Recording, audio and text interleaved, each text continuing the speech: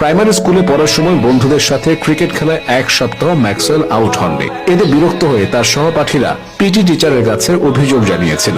ওই সময় ম্যাক্সওয়েল এক প্রকার ক্রিকেট ছেড়ে দিয়েছিলেন। ক্রিকেট ছেড়ে তিনি বাস্কেটবল খেলতে শুরু করেন, কিন্তু ক্রিকেটের মতো ম্যাক্সিকে উৎসাহ দিতে পারেনি বাস্কেটবল। ফলে তিনি আবার ফিরে আসেন ক্রিকেটে। তবে সে সময় ম্যাক্সওয়েলকে একটি শর্তে ক্রিকেট খেলার অনুমতি দেওয়া হয়েছিল, সেটি হলো তাকে বাঁ হাতে ব্যাটিং করতে হবে।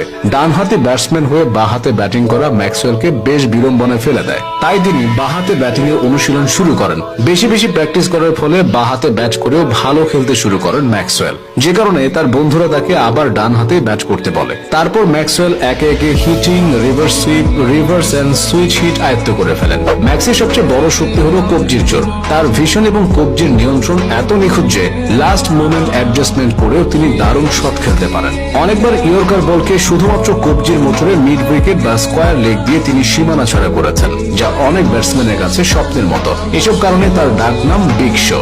অনেক ব্যাটসম্যান বড় শট খেলতে পুরো শরীরের শক্তি ব্যবহার করেন, কিন্তু ম্যাক্সওয়েল শুধুমাত্র কবজির টুইস্ট ও ফ্লিকের মাধ্যমে ছক্কা মারতে পারেন। তার এই ক্ষমতা তাকে রিভার্স সুইপ, সুইচ হিট ও ল্যাপ শটে অনন্য করে তুলেছে।